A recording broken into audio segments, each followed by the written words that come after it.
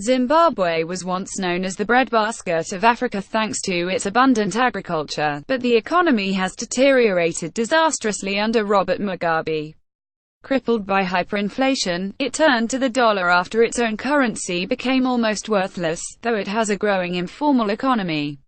So what's left, and where does it go from here? Agricultural scale of Zimbabwe's economic disaster can be measured in wheat production, which fell from 320,000 tons in 1990 to 20,000 last year.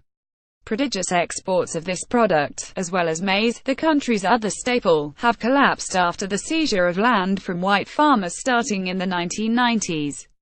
In many cases this left crops in the hands of people who had no farming experience, and overall, food production halved.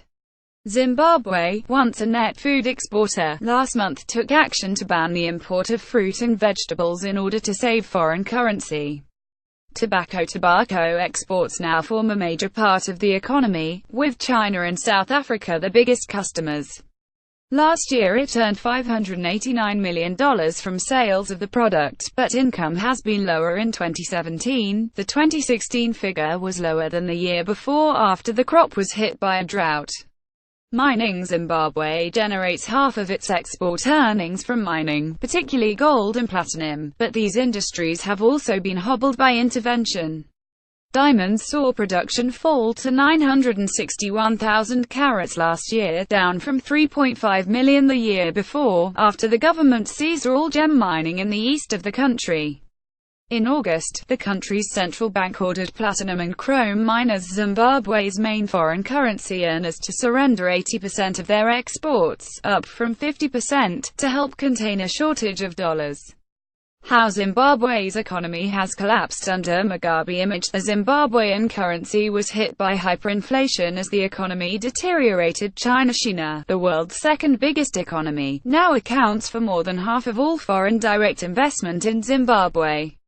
It has helped revive tobacco exports, patched up the country's energy infrastructure and built its first solar power plants, as well as putting up a $200 million shopping mall in the west of Harare. China has signaled since the army takeover that its friendly policy would not change.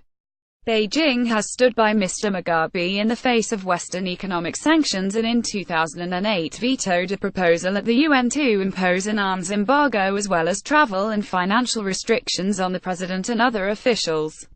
Sanctions. The US in 2003 imposed targeted sanctions, a travel ban and an asset freeze against Mr. Mugabe and his close associates, pointing to his government's human rights abuses and evidence of electoral fraud.